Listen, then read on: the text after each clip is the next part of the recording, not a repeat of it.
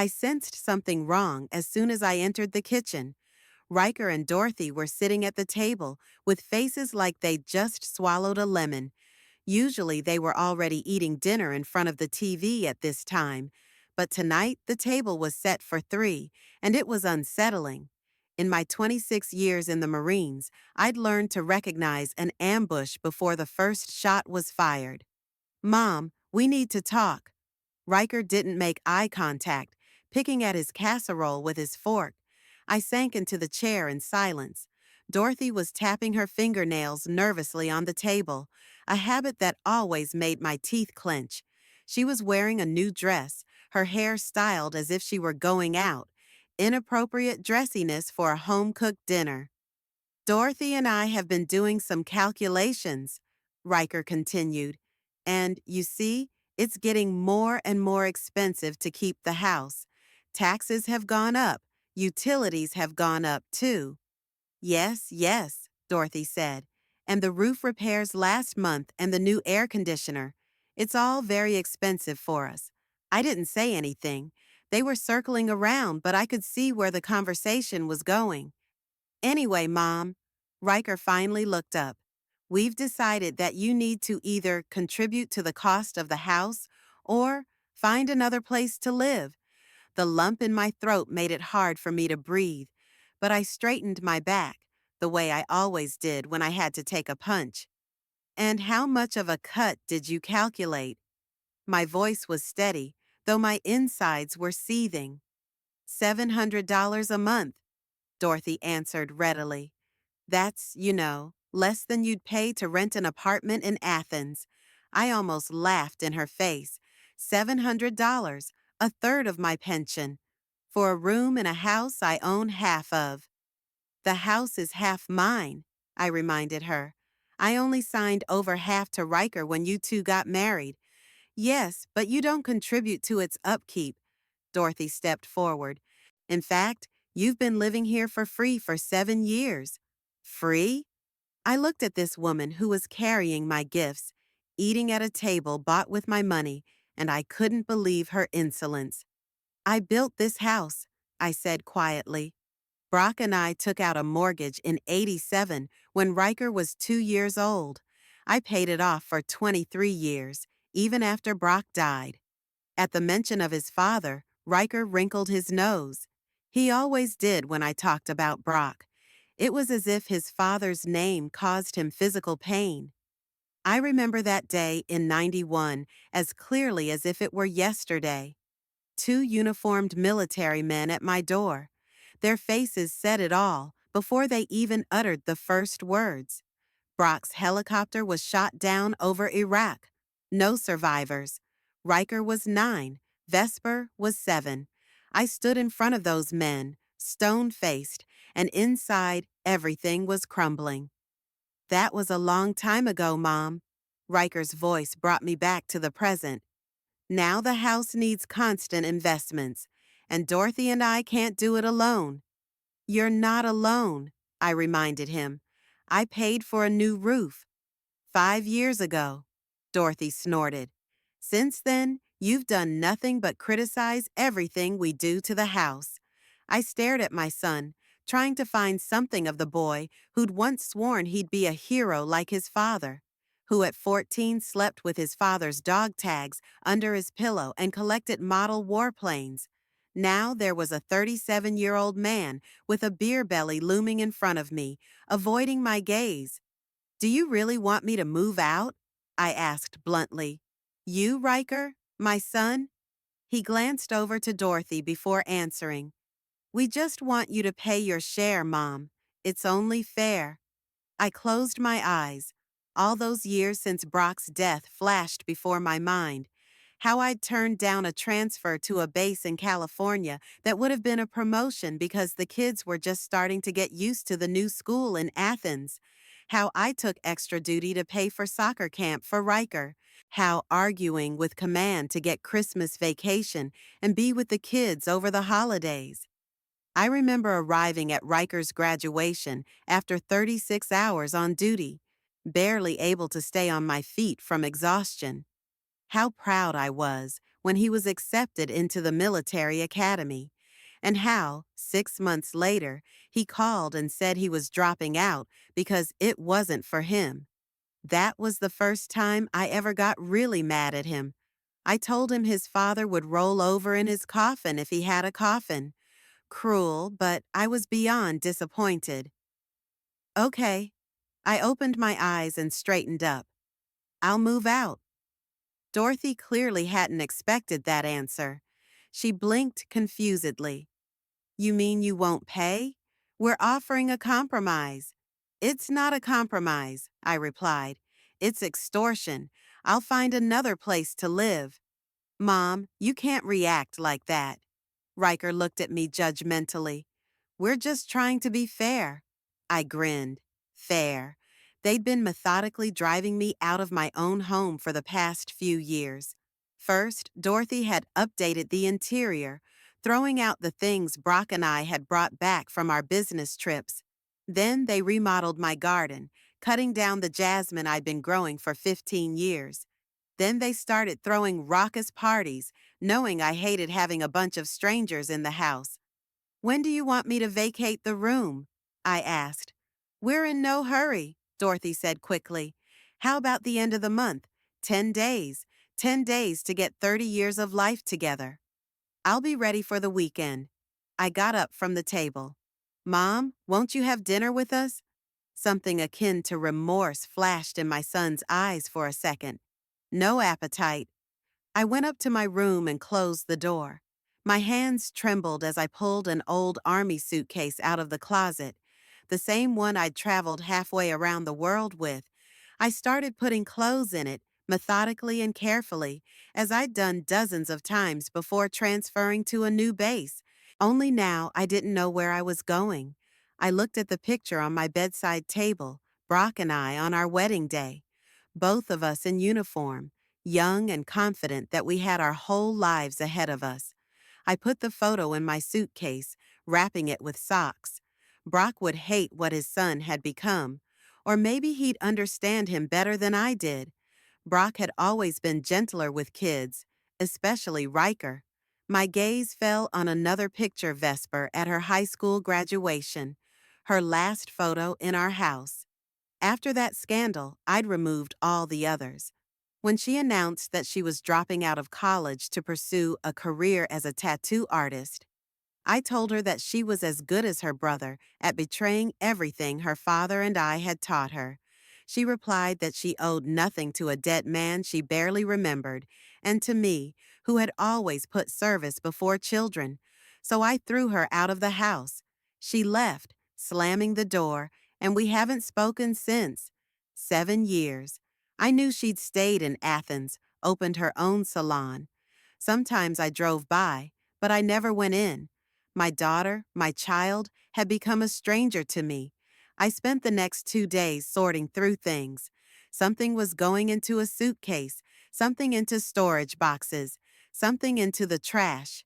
Riker and Dorothy tiptoed around me, pretending nothing was happening. Occasionally, I caught a glimpse of my son, a strange mixture of guilt and impatience. On Friday, I found an apartment, a tiny one-bedroom in an old building on the northern edge of Athens. The rent ate up a quarter of my pension, but it was all I could afford right now. I signed the contract and got the keys the same day. In the evening, I went down to the kitchen to announce my departure. Riker and Dorothy were already eating dinner, without me this time. I'm moving out tomorrow morning, I said from the doorway. I found an apartment. Already? Dorothy looked surprised, as if she couldn't believe I was really leaving. But we thought you needed more time. 26 years in the Marines teaches you to make quick decisions. I looked at my son. Can you have the car here by 8? Riker nodded, not lifting his eyes from his plate. Sure, Mom. In the morning, he helped me load my stuff into his pickup truck. We didn't talk much. What was there to talk about? Boxes and a suitcase took up half the back of the truck, and that was all that was left of my life. Dorothy came out to say goodbye, smiling strainedly. I hope you like the new place, and you'll be coming to visit, won't you? I looked at her. This woman who had helped my son kick me out of my own home and couldn't bring myself to answer. When we pulled up to my new apartment, Riker helped me bring my things in. He looked around, pursing his lips. It's cozy, cozy. The apartment was the size of a barn and looked like a Reagan renovation, but it was a roof over his head. Thanks for your help, I said, letting him know he could go. Riker shifted from foot to foot, clearly uncomfortable. Mom, I really didn't mean for this to happen. It's just that Dorothy and I are going through a rough patch right now and… Don't. I held up my hand, stopping him. You made your choice. I made mine. He sighed as if he was going to say something else, but he changed his mind. He nodded and headed for the door. Riker, I called out to him. He turned around with hope in his eyes. He was probably expecting me to say something like, I love you anyway, or we'll get through this, but I stopped saying what was expected of me a long time ago. Would your father be proud of you now? I asked quietly. His face froze and then contorted with anger. You always do this, don't you? Always using your father as a bludgeon. He's been dead 34 years, Mom. Will you stop it? With those words, he walked out, slamming the door loudly. I stood in the middle of a strange apartment, surrounded by boxes, feeling more alone than ever. Through the thin walls, I could hear the voices of the neighbors, the hum of the old refrigerator, the noise of passing cars. I went to the window, where I could see a patch of yard with a stunted tree and a broken playground. My phone vibrated, a message from Riker. Sorry for the abruptness. Call me when you're settled in. Mom, you can always come back if you do your share. I didn't answer. Instead, I started unpacking, arranging my belongings on shelves and cabinets with the same methodicalness I'd once used to set up the barracks. The picture of Brock took its place on the nightstand by the bed. The picture of Vesper I pulled out, looked at, and put back in the suitcase. It wasn't time yet. Every morning I wake up at 5:00, even without an alarm clock. 30 years of Army discipline can't get it out of me. 10 push-ups, 20 sit-ups, stretching. In the barracks, on base, in the field, no matter where I was, this ritual always remained the same. Now, in a tiny rented apartment, it became my anchor. The apartment is the size of a shoebox. The living room is combined with the kitchen. The bedroom is barely big enough for a bed and a dresser. The ceiling is so low that sometimes I feel like I'm in a bunker. Here I am forced to live after 30 years in a house I built with my own hands. I'm 67, and for the first time in my life, I don't know what to do with my time. In the Marine Corps, every minute was scheduled. After I retired, I tended to the house and garden. Now I have neither. I go out on the small balcony, the only place I can get a breath of fresh air. The neighborhood I find myself in is far from the best in Athens. There is loud music coming from the neighboring house. A young guy in the parking lot is fiddling with his motorcycle, swearing through every word. A family with 3 children in the apartment across the street is constantly arguing. I look at my watch. It's still only 8 in the morning. There's a whole day ahead and nothing to do. I decide to go to the store, if only to stretch my legs. I go down the peeling stairs and go outside. It's drizzling light rain, but I don't take an umbrella. After Iraq, any rain seems like a blessing. At the entrance to the store, I run into a woman laden with bags. Instinctively, I help her keep her balance. Thank you. She looks up and suddenly smiles with recognition. Wait, you used to live on Maple Street, didn't you? The house with the blue shutters? I tense up. I don't want to talk about the house, but I nod. I'm your neighbor, Franny Corbett. The woman introduces herself. I live 2 doors down from you. Well, I still live there, but I think you've moved. I moved, I replied briefly. Yes, I've noticed. Franny is clearly the kind of person who likes to talk. Your son and daughter-in-law are so active right now. Workers every day, noise, trucks. They're completely remodeling the house. I'm trying to keep a straight face, but something inside me is clenching. What exactly are they remodeling? Oh, literally everything. Franny perks up, pleased with the opportunity to gossip. They threw all the furniture out of your room yesterday. I was walking by, and there were such beautiful things standing by the curb. An antique dresser, a rocking chair. I wanted to take the chair, but my husband said we didn't have enough room. It's a shame to lose such a thing. I'm reminded of this chair. Brock gave it to me when I was pregnant with Riker. "You're gonna rock our son," he said then. I did indeed rock both kids in it countless times, and now it's lying on the curb like trash. And the garden, Franny continues, not noticing how white my knuckles are. They've completely dug it up, cut down all the bushes, especially that beautiful jasmine by the fence. They're probably going to do a barbecue patio like the Mortensons. It's the trend right now. I nod silently, not trusting my voice. Jasmine is from Okinawa. I brought it back as a tiny seedling when I was on assignment there. It survived 3 transplants and bloomed every summer, filling the yard with a fragrance that reminded me of Brock. Now it's gone. "Well, I have to go." Franny finally catches my eye. "It was nice to see you. Maybe we'll see each other again." She leaves, and I stand there, trying to fight the nausea. A picture is in front of me. My stuff on the curb, the uprooted jasmine, Riker and Dorothy celebrating my disappearance from their lives. I turn around and walk away, forgetting about the store. I walk briskly, almost in a military manner, not noticing that the rain is getting heavier. Passers-by turn around. An old woman marching in the rain with a stone face must look strange.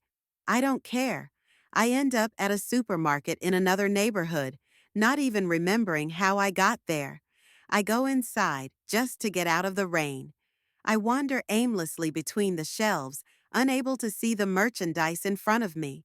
My eyes are filled with discarded items, a ruined garden, all the traces of my life, destroyed by my own son. "Merle? Merle Caden, is that you?" A voice from the past snaps me out of my daze. I turn and see a woman about my age, with a short haircut and penetrating gray eyes. Lorraine Paxton. We served together in Korea in the early 90s, before I met Brock. "Lorraine." My voice sounds hoarse, like I haven't used it in days. In a way, it is. There's no one to talk to within the 4 walls. "Oh my God, it's been years." She comes closer but doesn't hug me. Lorraine has always been good at reading people and apparently realizes I'm not in the mood for a hug right now. "How are you? Still living in Athens?" "Yes," I answer briefly. "And you? Last I heard, you transferred to Washington." "I did. Served there till 28. Then I retired and came back to Georgia. I went to law school, 45 years old, back at the bench. Lawyer?" It's the first time I've ever shown any interest in a conversation. "What kind of specialty?" "Property law, mostly. I help veterans deal with housing, benefits, inheritance. You know how hard it can be to untangle red tape, especially for the elderly." She says something else, but I'm not listening. A thought flashes through my mind. I'm a veteran, too, and I'm having trouble finding a place to live. "Lorraine," I interrupt her, "do you have 5 minutes? I need counseling." She looks at me carefully, noticing what I'm trying to hide: red eyes, tense shoulders, hands clenched into fists. "Of course," she nods. "There's a cafe here. I'll buy you a coffee." We sit in the corner of the supermarket cafeteria. It's not the most private place, but we have no choice. Lorraine listens patiently while I lay out the situation: dry, military, unemotional. Just the facts. A house, half in my name, half in my son's. I lived there until recently. The son and daughter-in-law demanded rent. I moved out. "Wait," Lorraine frowns. "They kicked you out of your own house, and you left?" I had no choice, I snarl. Do you have any idea what it's like to live with people who don't want you? She raises her hands in a conciliatory gesture. I'm not judging, Merle. I'm just getting my facts straight. Now, you do realize that legally you still own half the house, right? Of course I realize that, I said. But what difference does it make? I can't live there. The difference is huge. Lorraine leans closer. You're part owner of the property. You have rights. They can't just evict you or demand rent for your own property. I remained silent, mulling over her words. Of course, I knew that technically, half of the house was still mine. But in my head, it had been Riker's house for a long time. I'd given him control myself, back when I'd signed over half of it to him. What are you suggesting? I finally asked. Sue them? Make them let me back in? I don't want to go back to that house. Ever. Lorraine taps her fingers on the table thoughtfully. You don't have to go back. There are other options. For example, you can demand that your share be bought back, or you could sell it to a third party. Sell it? That thought never crossed my mind. But who would buy half the house? Believe me, there's someone who would, especially in a neighborhood like yours. I'm picturing someone else moving in, dictating terms to Riker and Dorothy. The picture gives me a grim satisfaction. What happens to my son if I sell my share? He will have two options: either buy that half back from the new owner or sell his share to the same person. If he can't reach an agreement with the new co-owner, the court can force him to sell the whole house and split the proceeds. And he can't stop that? He can't, Lorraine replies confidently. It's your property, Merle. You have the right to use it as you see fit. Something inside me changes. It's as if a heavy door, locked for years, has suddenly opened, letting in fresh air. I'm not a helpless old woman thrown out on the street. I have rights. I have leverage. How do I do it? I ask, and my voice sounds firmer. Lorraine smiles, and in that smile, I see an echo of the young, determined woman I once patrolled the DMZ with. Come by my office tomorrow. She pulls a business card out of her bag. We'll discuss all the details. Just, Merle, think carefully. This is a big decision. If you sell your share, there's no turning back. I'm not looking for a way back, I say firmly. I'm looking forward. We say goodbye, exchanging phone numbers. As I leave the supermarket, I notice that the rain has stopped and the sun is shining. It's a strange coincidence that the clouds seem to have dissipated inside me too. For the first time in a long time, I feel something other than despair. It's not joy, not hope. It's cold, focused determination. For the first time in days, something like an appetite hits me. I make myself a sandwich and eat it while looking out the window. My thoughts revolve around the conversation with Lorraine, selling a share of the house. It never occurred to me, but now it seems like the only right thing to do. Riker thought he was rid of me, that I'd just disappear from his life, forgetting about the house I'd built with my own hands, that I'd swallow my resentment and quietly live out my military pension in this doghouse.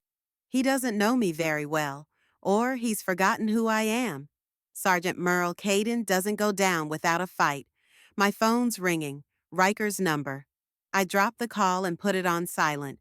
Whatever he has to say, I'm not ready to listen. Maybe I never will be. Instead, I pull out a photo album, one of the few I brought with me. I flip through the pages, stopping at the picture, taking the day Brock and I got the keys to the house.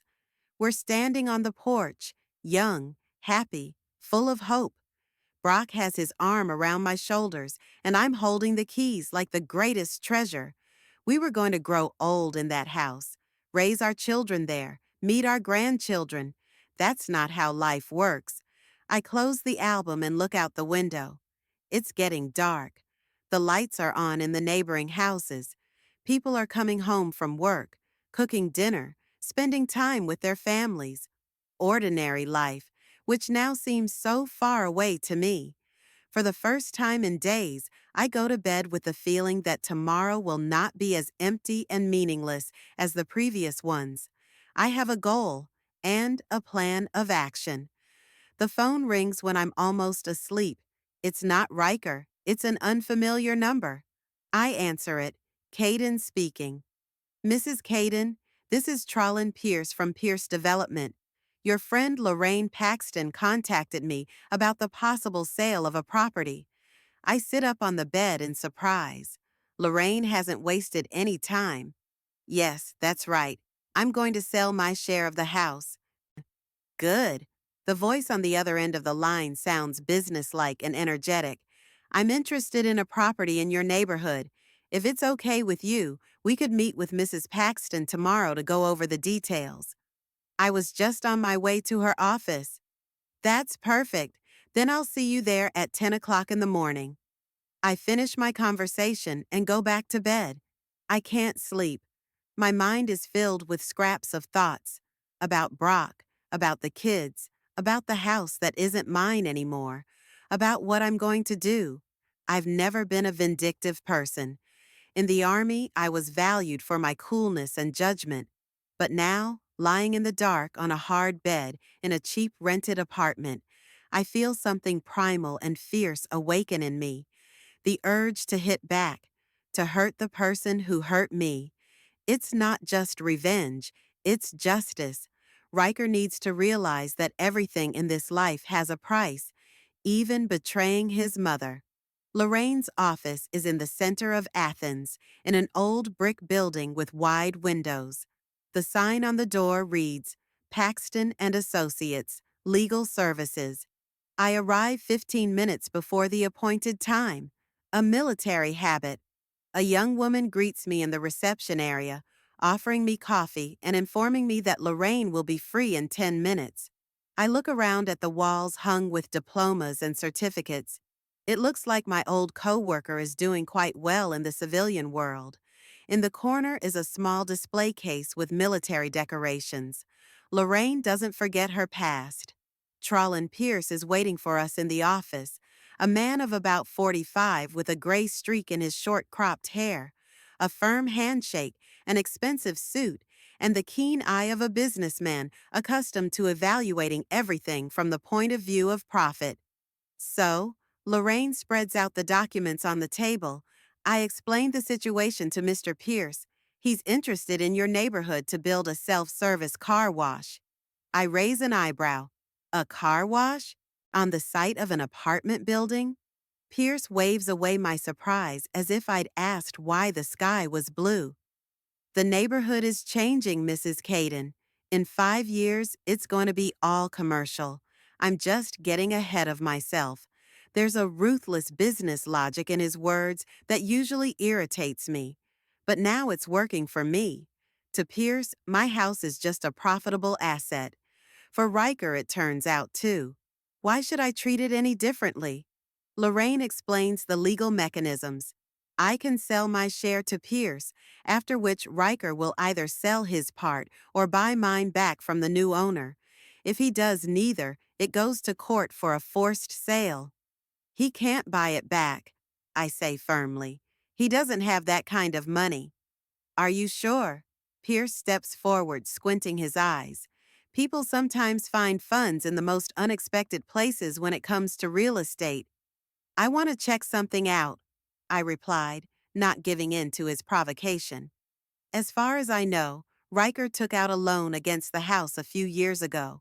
To buy a car. It's a big loan, and I'm wondering how the payments are going. If he mortgaged the whole house, including your share, he had no right to do it without your consent. Shall we check it out? I nod at the computer. Lorraine requests an extract from the real estate registry. A couple minutes later, we see the information on the screen. A mortgage from First National Bank for $75,000, issued 3 years ago to Riker Caden. Secured only by his share, which is better. But what's really interesting are the marks for late payments. The last one was only 2 months ago. If I may, Pierce pulls out his cell phone. I could make an inquiry to the bank. I have, certain connections. Why would you do that? I look at him suspiciously. To assess the risks. He doesn't look away. I'm about to make a serious investment.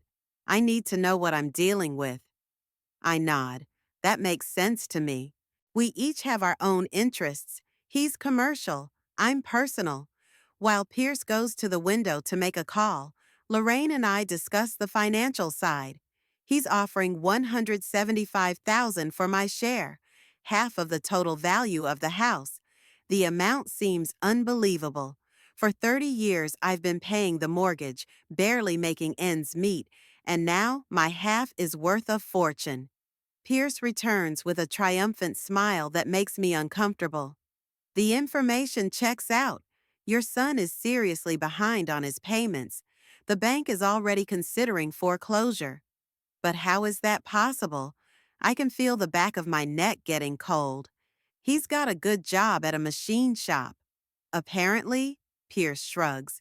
The money goes to other expenses. New car, vacation in the Bahamas.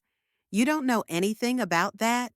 I haven't been following their social media since the eviction, but the picture's coming together now. Riker mortgaged the house, bought an expensive car, then started missing payments because of reckless spending. And when the heat was on, decided to evict me and demand rent to cover the debts. Used his own mother as a source of income. I walk out of this meeting with a heavy heart. Pierce promised to have the papers ready by the middle of next week. Lorraine suggested I think it over again, but I'm sure of my decision. I'm even more sure than I was before. The day is clear, and I decide to walk to clear my head. I walk through the familiar streets of Athens, looking at the storefronts, the people, the trees.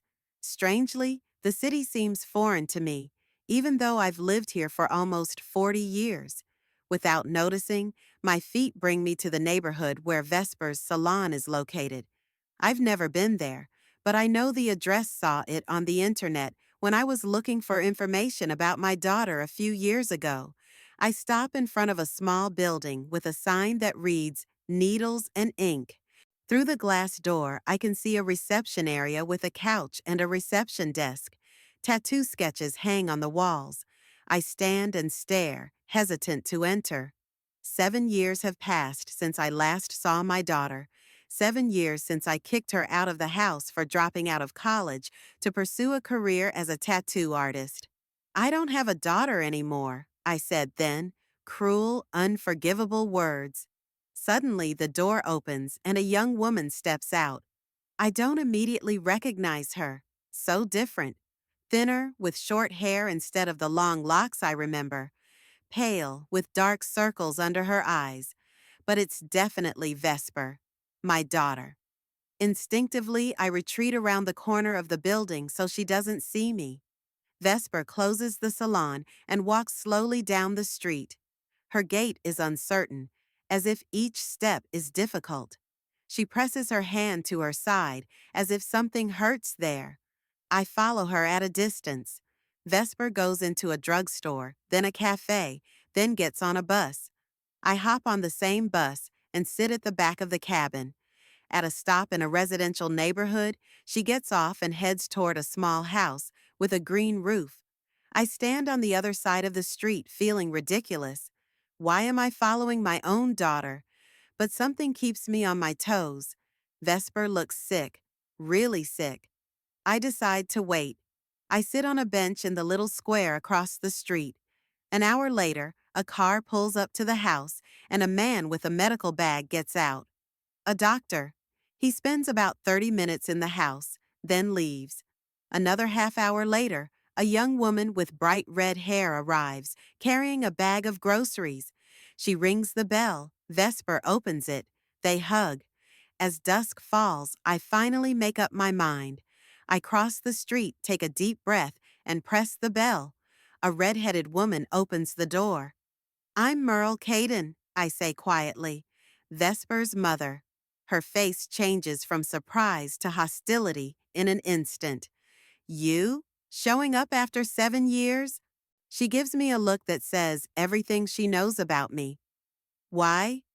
I saw Vesper today. She looked sick. I need to know what's wrong with her. The redhead walks away, leaving me on the doorstep. I hear muffled voices. A minute later, the door opens again. Okay, I'll give you 5 minutes, she says. And if you upset her, I'll kick you out. In the living room, Vesper is half lounging on the couch, covered in a plaid. She shows no surprise, no joy, no anger at the sight of me. Just tiredness. Mom? Her voice is hoarse. I didn't expect to see you. I don't know where to begin, what to say. All the prepared phrases have slipped my mind. Lupus, she says, answering the unspoken question. Autoimmune disease, diagnosed 2 years ago. Why didn't you tell me? The question comes out of my mouth.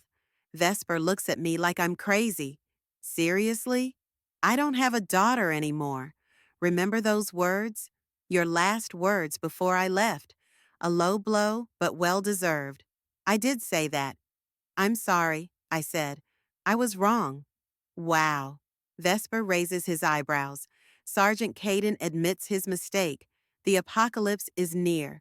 The redhead, Ashley, as I find out later, stands nearby, ready to protect Vesper from any threat. Even from me, especially me. Are you still working? Like this? I ask, looking at my daughter. She looks exhausted. What am I supposed to do? There's bitterness in her voice. The bills won't pay for themselves. Do you know how much it costs to treat an autoimmune disease without proper insurance? I look at my daughter, gaunt, exhausted, but not giving up. Still working, still living, still fighting. Something long forgotten awakens in me. Pride. My daughter is strong, stronger than I thought, stronger than her brother. I can help, I say suddenly. We don't need handouts, Ashley snaps back. This isn't a handout, I counter. It's help from the daughter's mother. Why? Vesper looks at me, suspicious. You always said everyone should be responsible for their own choices. I don't know what to say. Why would I do that? Redemption? A desire to do something right before I finally destroy what's left of our family? You're right, I finally say. That's what I said, and I was wrong about a lot of things. Your brother. I'm stammering for words. Riker did to me what I feared you would do to me. Threw me away when I became an inconvenience, and you're living your life, working despite your illness. Which one of you is really a responsible person? Wait. Vesper tries to sit up straighter. What do you mean? Threw it away? What happened? I tell you briefly, without emotion, about the rent demand, about my leaving, about the thrown out things, and the cut down garden. What a bastard, Ashley hissed. I always knew he was a mama's boy. Vesper shakes her head. But I didn't think he was capable of such meanness. Where do you live now? She asks. I'm renting an apartment. Not far from here, actually. What are you going to do next? I hesitate. Should I tell her about selling the house? That there's going to be a car wash there soon? That I'll basically evict her brother like he evicted me? I have a plan, I say evasively. I don't want to talk about it yet, but I'll tell you soon. Vesper is clearly tired from the conversation. Her face pales even more, and she covers her eyes. I have to go.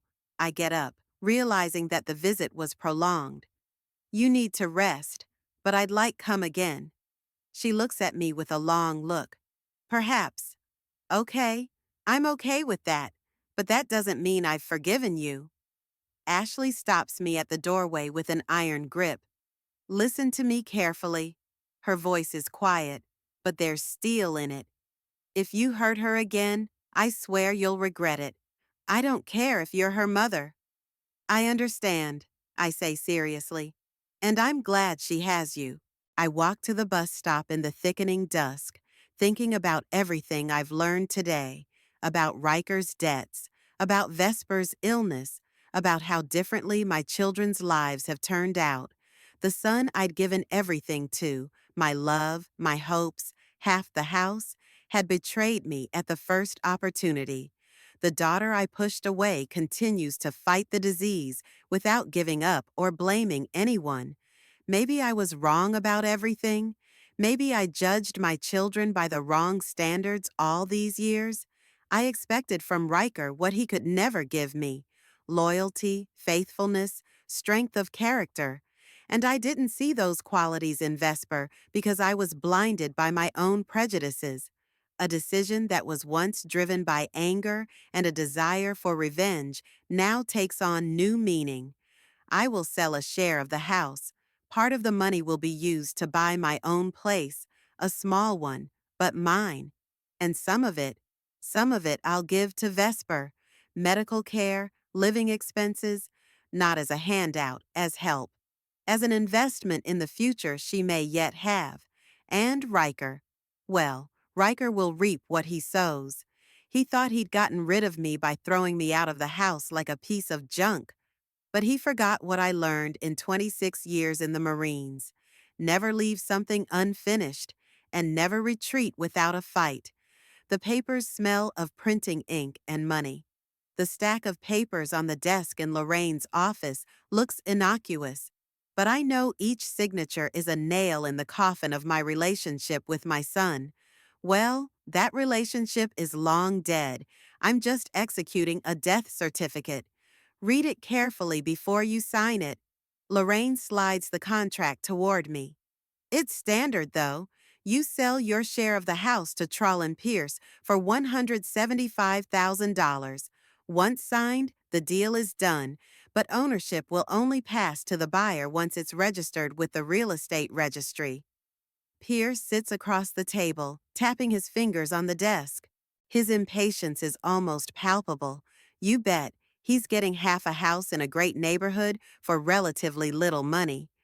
And Riker's notice? I ask, flipping through the pages. Technically, we don't have to notify him, Lorraine replies. You have the right to dispose of your share as you wish, but after the transfer of ownership is registered, Pierce will have to contact him as a co-owner. And if he refuses to sell his share, then I'll sue for partition. Pierce enters. The court will oblige to sell the house at auction and divide the proceeds in proportion to the shares. But I don't think it'll come to that. Given the delinquency of the loan, your son himself is interested in a quick sale. I nod and go back to reading. It's like the briefing before a combat operation. You need to know all the details before you act. Final page. A place for a signature. I feel my fingers tremble as I pick up the pen. Merle Caden, I write it out neatly, like I learned in first grade. 30 years in this house, thousands of memories, joys and sorrows, all crossed out with the stroke of a pen. Congratulations on a successful transaction. Pierce shakes my hand. The money will be transferred to your account within 3 business days. The money arrives even sooner, the next day. I check the balance at the ATM and take a long look at the numbers on the screen. $175,000, more than I've earned in my entire military career. It's a strange feeling like I've won the lottery, but the ticket is paid for in blood. The same day, I find a realtor and explain that I'm looking for a small house on the outskirts of the city. Budget, up to $100,000. I want a clean deal without mortgages and loans. Immediately. You're in a hurry, notes the realtor, a young woman with bright red lipstick. It usually takes a few months to buy a house. I don't have a few months, I reply firmly. I have money and clear requirements. If you can't help me, I'll find another professional. She stops smiling and starts working. 2 days later, I have 3 options. I choose a small one-story house with a covered porch on a quiet street on the east side of Athens. Not new, in need of repair, but with a solid foundation and a large backyard. $85,000. Seller needs quick cash because of a move to another state. The deal goes through in lightning speed. By the end of the week, I'm already packing up, getting ready to move. Everything goes according to plan, too smoothly. almost suspicious. It's as if life is trapping me with the appearance of success, only to hit me for real later. And life doesn't disappoint. In the evening, there's a knock on the door. Not even a knock, a rattle, as if someone is trying to drop it off. I know who it is before I even get to the peephole. It's Riker, red with rage, his face twisted. Open up, he yells. I know you're home. The neighbors are already looking out of their apartments. Oh, great. An audience for our family play. I open the door, keeping a cool expression on my face. I learned that in training school, never show fear or uncertainty, especially in front of an aggressive opponent. Riker, I nod calmly. What do I owe you? He pushes past me into the apartment without waiting for an invitation. He smells of alcohol. He's not dead drunk, but he's definitely had a few to brave it. What did you do? He hisses, waving some kind of paper. What's this? It's a change of ownership notice from Pierce. Apparently, the registration went through faster than expected. I'm closing the door and crossing my arms over my chest. Sold my share of the house. I have the right, without my consent, to some asshole who wants to tear it down and build a car wash? Are you out of your mind? I don't remember you asking for my consent when you kicked me out of the house, I counter, or when you took out a loan against your share, or when you cut down my garden. He takes a step back as if from a slap. He didn't expect me to know about the loan. Quickly pulls himself together. That's different. I wasn't trying to put a roof over your head. You weren't? What do you call asking me to pay rent to live in my own house? It was Dorothy's initiative. He looks away. We were having financial difficulties, and she suggested, but I never thought you'd actually leave. Why didn't you stop me? My voice stays steady, even though I'm seething inside. Didn't come to apologize? Didn't offer to come back? Instead, you and Dorothy immediately started sharing my room without waiting for me to get to my new apartment. He's silent, gritting his teeth.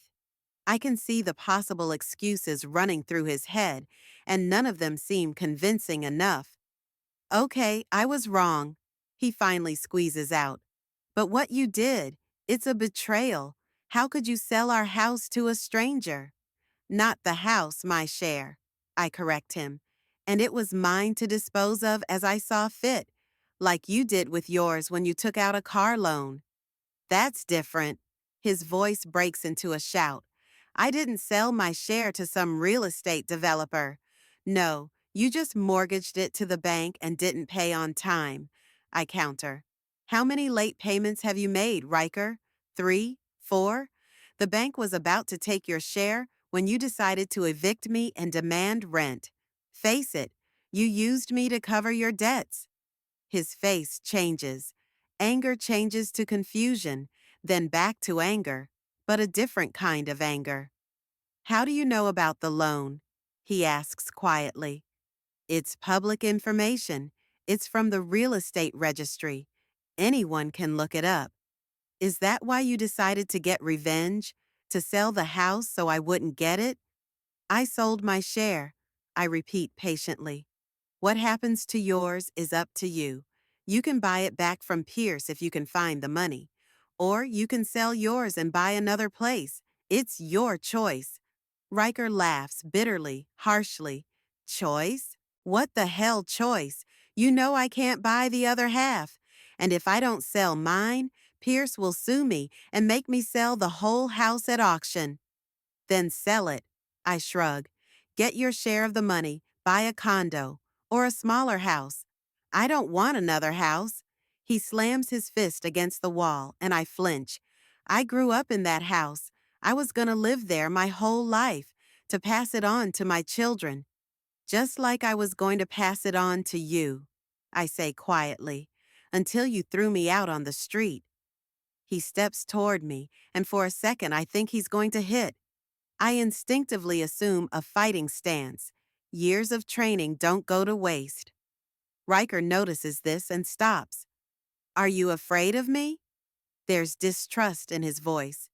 You think I'd hit my own mother? I don't know what you're capable of, I answer honestly. I thought I knew you, but I was wrong. The man I knew wouldn't kick his mother out of the house. He pulls back, rubs his face with his hands. It was Dorothy. She insisted. Don't take it out on your wife. I cut him off. You're a grown man. You made your own decisions. Riker sank heavily into his chair, as if every bone in his body had been removed. It's the first time I've ever seen him like this, broken, lost. Part of me, that maternal part of me that never fully dies, wants to pity him, to comfort him. But the other part, the soldier, used to seeing things as they are, knows this is manipulation. Conscious or not, it's manipulation. Do you know the difference between us? I ask him, looking him straight in the eye. I never expected anyone to solve my problems. I didn't count on inheritance or good fortune. I worked, served my country. I paid my mortgage, raising my kids on my own after my father died. And you were always looking for the easy way out. What do you know about my life? He jumps up, furious again. You've always been in the service, always putting your goddamn career before us. Vesper and I practically grew up without a mother. You had a father, I remind him, until he died, and then I did what I could to make sure you had enough for food, clothing, education. We didn't need money, we needed a mother. It's hitting the target. This is my weak spot, and Riker knows it. All these years I've been racked with guilt. Was I a good mother? Could I have done more for my kids? Spend more time with them? But I chased those thoughts away because there was no choice. After Brock died, I had to move on with my life, and I did what I knew how to do. Maybe you're right, I said quietly. Maybe I was a bad mom, but I never betrayed you, never used you for money, didn't throw you out of the house. Riker looks at me with hatred. I'll sue. I'll challenge the deal. I'll say you were incapacitated or cheated. It won't work. I shake my head. Everything is legally clean. You can call my lawyer and ask. You have a lawyer? He laughs incredulously. Since when does a military retiree afford a lawyer? Since I sold my share of the house for $175,000, I answer calmly. The figure hits him in the butt. He gulps for air like a beached fish. 100. How much? $175,000. I repeat, that's what half a house in your neighborhood is worth. By the way, your share is worth the same. Pierce will offer you the same amount if you agree to sell willingly. He's silent, digesting the information. I can see the gears in his head turning, calculating the profit. 175,000 minus the balance on the loan, about 50,000. That leaves 125. That's a lot of money. So, what? I should just move out? He finally asks. Where to? That's your problem. I answer harder than I meant to. Just like they were mine when you kicked me out. I've already found a new home. I'm sure you'll do the same. He slams the door so hard the glass rattles. I sit down in the chair he just vacated and wrap my arms around my head. I'm shaking the withdrawal from the adrenaline rush. There's a lump in my throat, but no tears. I cried them all the night I left the house. The phone's ringing. Lorraine. How are you? She asks without preamble. Pierce said he sent a notice to your son. Riker was just here, I answer tiredly. He's very unhappy. Threatened? Said he's gonna sue. He'll contest the deal. He'll cool off. Lorraine's voice softens. He'll realize it's better to sell his share and move on. It's a lot of money. You could buy a nice apartment or even a smaller house with it. I've already found a house, I said. A small one on the eastern outskirts. I'll move in next week. So soon? She's surprised. You're not wasting any time. I have plenty of time, I replied, but I don't have much patience. I want to start a new life as soon as possible. Talking to Lorraine makes me feel better. Legally, I'm 100% protected. Riker can threaten to sue all he wants, but it's nothing. The deal's legit, the money's in, the new house is bought. Operation Retaliation was a success. I spend the next week worrying about moving. I don't have much furniture. Most of it had to be left in the old house. I buy the essentials: a bed, a table, chairs, a closet. The rest can be bought gradually. The new house is small but cozy. One bedroom, living room, kitchen, bathroom, covered veranda overlooking a small garden. Older neighbors, quiet street. Not the place I imagined myself in my old age, but it could be worse. Like that rented apartment with thin walls and noisy neighbors. I don't hear from Riker, but I find out through Pierce that he's agreed to sell his share. Not without a fight. He tried to bargain, demanded more money, threatened to sue. But in the end, he accepted the offer. 175,000, same as me. Minus the balance on the loan, of course. The house I've lived in for 30 years is about to be torn down. It's going to be replaced by a self-service car wash. It's strange to think about, but I don't feel much bitterness. The house is just walls. The memories will stay with me wherever I live. And Riker? Well, Riker learned a lesson that should have been taught a long time ago. There's no free cheese in life. You have to pay for everything, even betraying your own mother. I'm unpacking the last of the boxes in the new house when the phone rings. Vesper's number. My heart does a somersault. Mom? Her voice sounds tentative. I heard you moved. Riker said, uh, different things. I thought maybe you needed help getting settled. I sit down on the edge of the newly assembled bed, suddenly losing my footing.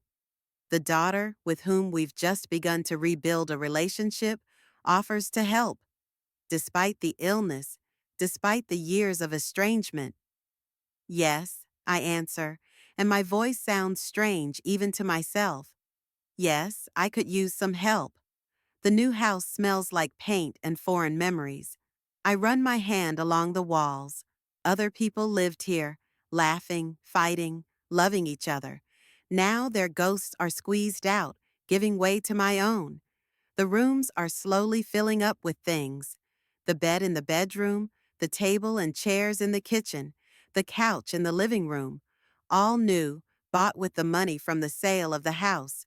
No trace of a past life. Nothing that reminded him of the 30 years he'd spent with his family. Unpacking the last box, I find a stack of photo albums at the bottom. I don't remember taking them with me when I moved out of the apartment. I must have mechanically put them together with other things. I sit down on the couch and open the top album. Brock's wedding. Both in uniform, young, straight backs, and serious faces. It doesn't look like the usual wedding photos with their subdued smiles and staged happiness. We look like we've made a martial alliance.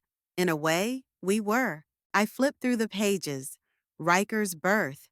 Brock holds a bundle with a baby, his face radiant with pride. I'm beside him, gaunt from the labor, but happy. Back then, we still believed everything would be all right, that death wouldn't part us so soon. Vesper's birth. In these pictures, I'm alone with the kids. Brock was away on a business trip when the labor started. He didn't get back until a week later. Here he is with 2-year-old Riker in his arms, getting to know his daughter. His eyes are full of love and guilt. Guilt for not being there for her at an important moment. Children's birthdays, school parties, graduations. I appear in these photos less and less often. Often it is my mother or Brock's sister who is around the children instead of me. I was in the service doing my duty to my country. I told myself that I was giving my children a future, that I was doing the right thing. Now, looking at these pictures, I'm not so sure. I close the album and hold it to my chest. What have I done? What did I sacrifice my relationship with my kids for? For a career that ended years ago? For a country that pays me a pension just enough for a modest existence? I'm 67. I've spent most of my life in service, first to my country, then to the idea of proper parenting. And here's the result: a son who saw me only as a source of inheritance, and a daughter with whom I'm just beginning to reconnect after 7 years of silence. The decision comes suddenly. I have to see Vesper, not just see her, really get to know her, see who she's become over the years. Maybe it's not too late to fix things. I call her in the morning, but there's no answer. I decide to go directly to her salon. Needle and Ink has been open since 10 a.m. It's almost 11. She should be there. I go inside, more nervous than I was before my first combat mission. A young woman with colorful hair sits at the front desk. Not Vesper. "What can I do for you?" she asks, eyeing me appraisingly. I guess it's not often women my age come in here. "I'm looking for Vesper Caden," I answer, trying to make my voice sound confident. "Is she here?" The girl frowns. "Vesper's not here today. She's sick. Can I tell her you stopped by?" I'm her mother. I struggle to say the words, as if I'm confessing something shameful. "Merle Caden." The girl's expression changes instantly. Now her eyes are wary and hostile. "Ah, the mother," she nods. "Vesper told me about you. Nothing good, I'm sure." "Can I get her address?" I ask, even though I already know where the daughter lives. "I want to visit her." "I'm not sure that's a good idea." She hesitated. "Vesper's not feeling well. It's flaring up. It means the lupus is acting up again. I don't know much about the disease, but I remember that exacerbations can be very severe. I stop at the grocery store on the way to Vesper's house. I don't know what my daughter likes now, but I remember that as a child she loved strawberries. I buy a big basket of fresh berries and a box of chocolates. Vesper's house greets me with silence. I ring the doorbell, inwardly preparing myself for the possibility that I won't get an answer. But a minute later, I hear footsteps, and the door swings open. Ashley, Vesper's girlfriend, stands on the doorstep. Her red hair is in a messy bun, and her eyes are tired. "You again?" She doesn't look happy. "I hope you didn't come to upset her." "I was at the salon," I answered simply. "They told me Vesper wasn't feeling well. I brought some things." I hold out the grocery bags. Ashley looks at them suspiciously, but accepts them. "Vesper's sleeping," she says. "Yesterday was a rough day. A seizure." "I'll wait," I say firmly. "If that's okay." Ashley hesitates, but then backs away, letting me into the house. "Quietly, please.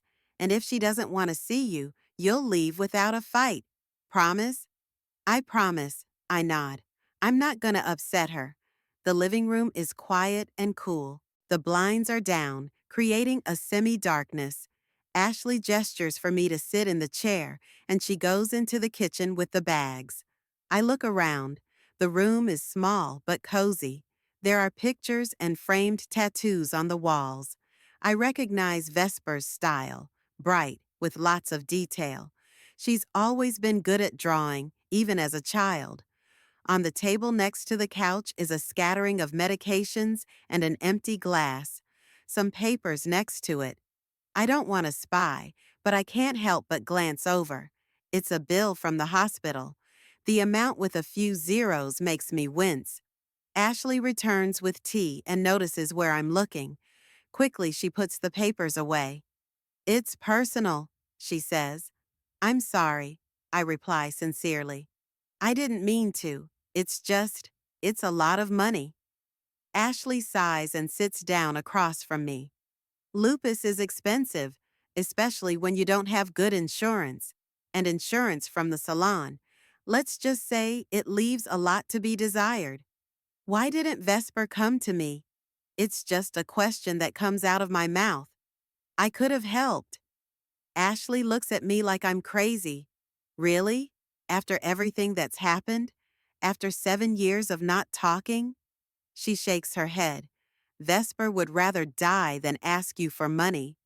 Her words hit me in the ass. because I know it's true. My daughter inherited my pride, my stubborn, unyielding pride that won't let me ask for help even in my darkest moments. I heard you sold the house, Ashley said suddenly. Riker came here yesterday. He was furious, yelling that you disinherited him and put him out on the street. And what did Vesper say? That he got what he deserved. Ashley smiles weakly. They never got along, you know. Riker was always your favorite, and Vesper was the lousy sheep. At least that's how she sees it. I can't argue with that. Because again, it's true. I've always focused more on my son. Had hopes for him, proud of him, and Vesper. Vesper was always too independent, too opinionated, too much like me, though I never admitted it. There was a faint sound coming from the bedroom. Ashley jumps up and hurries in there. I remain seated, not knowing if I should follow her or if I should wait here. After a few minutes, Ashley comes back. She's awake. She knows you're here. She wants to see you. I stood up, feeling my heart pounding in my chest. I follow Ashley into the bedroom. It's dark, the nightlight illuminating the bed where Vesper lies. She looks worse than the last time I saw her. Pale, gaunt, with dark circles under her eyes. But her eyes are clear and steady. "Hi, Mom," she says in a weak voice. "I didn't expect to see you." "Hi," I replied, not knowing what else to say. "How are you feeling?" "I've been better." She tries to smile, but a grimace of pain contorts her face. "Do you want to sit down?" I sit on the edge of the bed, trying not to disturb her. Ashley remains standing in the doorway like a faithful guardian. "I brought strawberries," I said to break the awkward silence. "Do you still love them?" "I still do." Vesper nods. "Thank you." Silence again. So many years have passed, and we're like strangers. We don't know what to talk about, how to act. "I heard you sold the house," Vesper finally says. "Riker came by yesterday. He wasn't himself." "Yes, I did," I confirm. "My half. Riker had to sell his, too. The new owner wants to build a car wash." "A car wash?" Vesper raises his eyebrows. "Really? 30 years of family memories, and now they're going to wash cars there?" There's no judgment in her voice, more like surprise. And something else? Maybe understanding? "Life changes," I shrug. "Nothing lasts forever." "How philosophical." She smiles weakly. "I didn't expect that from you." "I didn't expect a lot of things either," I answer honestly. Like my son kicking me out of my own house, or that my daughter would fight a serious illness and not tell me about it. Vesper averts her gaze. "We haven't talked much in the last 7 years, if you remember." "I remember." I nod. "And I regret it. We both made mistakes, Vesper. I shouldn't have reacted the way I did to your career choice. I shouldn't have kicked you out of the house. And I shouldn't have dropped out of college." She sighs. "But you know what? I don't regret anything. I love my job. I love creating art on people's bodies, changing their lives in my own way." "I've seen your work." I nod at the frames on the walls. "They're, impressive." "They are?" There's a look of disbelief in her eyes. "Or are you just saying what I want to hear?" "I am," I answer firmly. "I've never lied to you, Vesper. I may have been cruel, stubborn, unfair, but I've never lied to you. Your work is really good. You have talent." She stares at me for a long moment, as if she's trying to see what's going on. Then she nods slowly. "Thank you. That means a lot to me." We're silent again, but it's not so tense now. Something has shifted between us. Some barrier has crumbled. "I saw the hospital bill," I finally say. "The treatment is expensive." Vesper tensed. "That's not your concern." "It is," I object softly. "You're my daughter, no matter what happens between us. And I want to help." "I don't need a handout," she says, steel in her voice. I can handle this on my own. It's not a handout. I shake my head. It's more of an investment. An investment. An investment? She looks at me suspiciously. In what? Your salon, I answer simply. I sold the house for $175,000. I spent some of it on a new place, but I still have a lot of it left. I want to invest it in your business, as a partner. Vesper's eyes go wide. You? A partner in a tattoo parlor? Really? Why not? I shrug. I don't know much about tattoos, that's true, but I know how to manage people, make budgets, plan operations. I think those skills come in handy in any business. Vesper looks over at Ashley. She shrugs as if to say, "It's your decision." How much do you want to invest? Vesper asks cautiously. 50,000 to start, I answer. That will be enough to pay for the treatment and expand the business. We can hire another master, upgrade the equipment, make advertising. And in return, 30% of the profit, I say after a pause, and the opportunity to see you regularly. Not as mother and daughter, if you're not ready for that. As business partners, for now. Vesper is silent for a long time, thinking about the offer. Then he nods slowly. Okay, but there are conditions. First, no interference in the creative part. You won't tell us what tattoos to do, who to serve, and who not to. I agree, I nod. That's your area.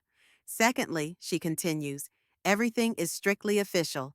Contract, clear duties, responsibilities, no family favors. Of course, I nod again. I'd insist on it myself. And thirdly, her voice is getting quieter. It doesn't mean that everything will work out between us right away. 7 years is a long time. We need time. As long as it takes, I agree. I'm in no hurry. Vesper holds out his hand. Then it's a deal. Partner? I shake her hand thin, with veins protruding, but still strong. I feel something warm in my chest. Not joy, not relief, something deeper and calmer. A sense of rightness. A week later, we sign all the papers. The money is transferred. Vesper begins treatment at a private clinic. Her condition gradually improves. We work together on the expansion of the salon. I take care of the financial part, she, the creative part. Tonight is the first time I've been invited to dinner at Vesper and Ashley's house. Not a business meeting, but a family dinner. A small but meaningful step. I arrive with a bottle of wine and flowers. Ashley opens the door and she looks different tonight. Dressy dress, makeup, hair done. She's trying to make a good impression, and I appreciate the effort. Come in, she says, accepting my gifts. Vesper is in the kitchen, feeling much better. In the living room, I notice new paintings on the walls. Not sketches of tattoos, real paintings. Bright, expressive, with some kind of inner tension. Beautiful, I say sincerely. Whose work is this? Vesper, Ashley says proudly. She paints when she can't work with clients, during acute episodes. I step closer, looking at the details. There is so much emotion in these paintings, so much pain and strength at the same time. My daughter is a true artist. How could I not see this? Vesper comes out of the kitchen, wiping her hands on her apron. She does look better. Her cheeks are rosy, her eyes sparkle.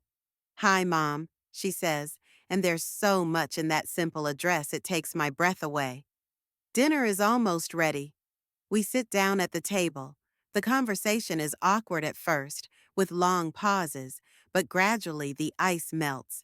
Vesper talks about her clients, her plans for the salon. Ashley adds her comments. It turns out she works there too, doing piercings. I share stories about my new home, my neighbors, how I'm settling in. After dinner, Vesper shows me her studio, a small room littered with sketches and art supplies. This is where she creates her work when she can't be in the salon. Leaving for home, I decide to make a small detour. The road leads me to the old house, the place where most of my life has been spent. It's already dark, but in the light of the street lamps, I can see that half of the building has been demolished. Piles of construction debris, an excavator parked nearby. Soon there will be nothing left of the house Brock and I bought young, full of hope. I stop the car and take a long look at the ruins. Strangely, I don't feel any bitterness, just a quiet acceptance of the inevitable. Home is just walls. Real home is the people you love. And maybe I still have a chance to create it again. Not the same as before, but still a home. I start the engine and drive away. In the rearview mirror, the old house gets smaller and smaller until it's completely out of sight. There's a new road ahead, and this time I'm not alone.